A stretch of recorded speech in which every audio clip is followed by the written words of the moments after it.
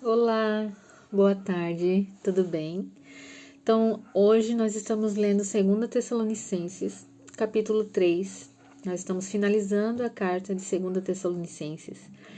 E essa carta ela tem muitas informações, muitas instruções para nós, como nós devemos nos portar, agir, como que nós devemos esperar a vinda do nosso Senhor Jesus, né? Então, eu quero conversar um pouquinho com vocês e ler aqui os versículos que me chamaram a atenção e fazer alguns comentários, tá? Então, começando no versículo 1, né? Ele fala: orem para que a mensagem do Senhor se espalhe rapidamente e seja honrada por onde quer que vá.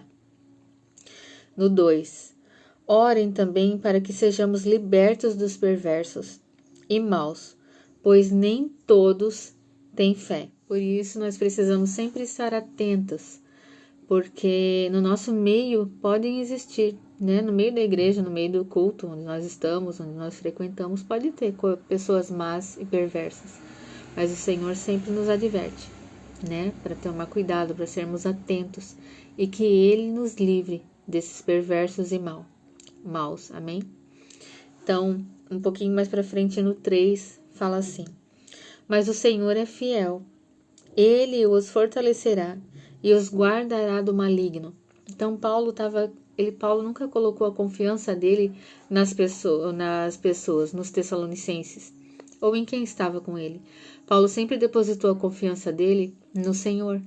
Ele confiava no Senhor, porque ele sabia quem Deus era.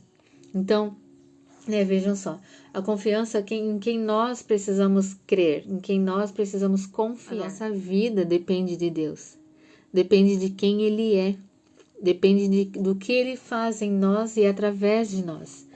Então, assim, porque Paulo ele afirma, né, que o Senhor é fiel e é Ele quem nos fortalecerá e nos guardará do maligno. Amém? Glória a Deus por isso, né? Então, a gente não deve colocar nossa confiança nas pessoas, ou talvez as nossas expectativas nas pessoas, não. A gente deve colocar a nossa confiança e a nossa expectativa no Senhor, né? Então, vamos um pouquinho para frente. O verso 5, ele fala assim, que o Senhor conduza o coração de vocês ao amor de Deus e à perseverança de Cristo. Olha só, Paulo coloca aqui mais uma vez que a confiança dele não estava nas pessoas. E nem ele, nem as pessoas deviam confiar só nele, em Paulo.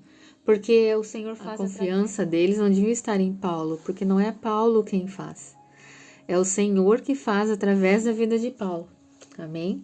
E é assim também conosco hoje. A nossa confiança tem que estar no Pai, porque não somos nós que fazemos.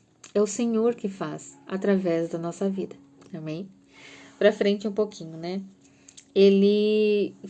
Paulo comenta sobre aqueles irmãos que não querem trabalhar, que estão ociosos, que estão só, agora o Senhor vai voltar, então eu vou ficar esperando e sem fazer nada, né?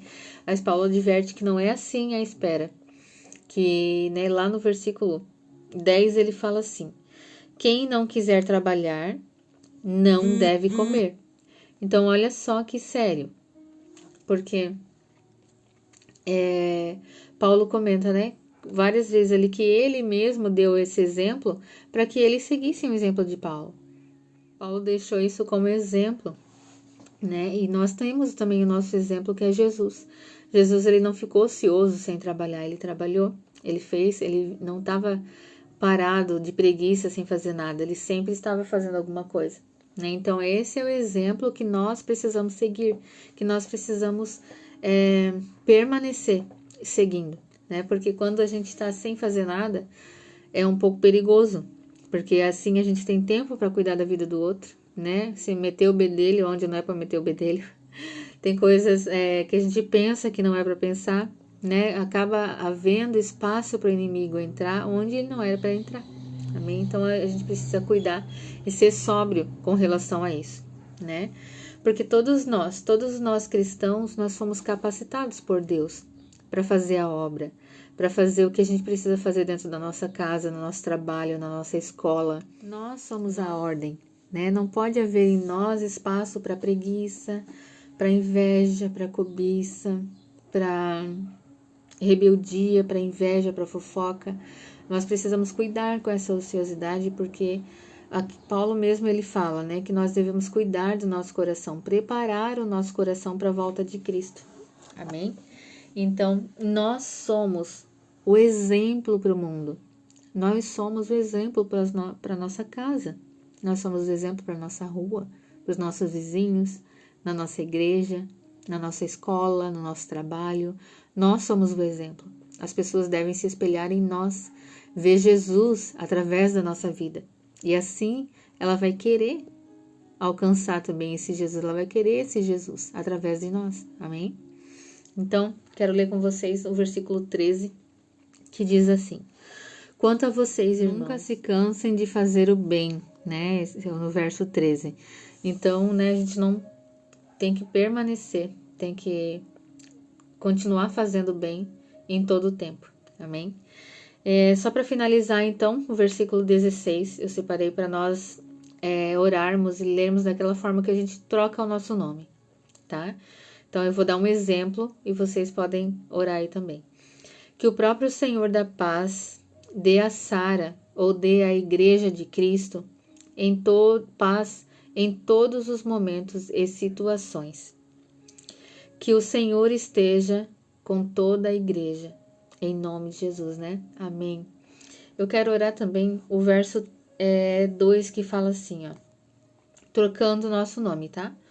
Orem também para a Igreja, que a Igreja de Cristo seja liberta dos perversos e maus, pois nem todos que estão lá têm fé. Amém? Então, essas são as minhas considerações, são os meus comentários. Eu espero ter ajudado vocês na leitura.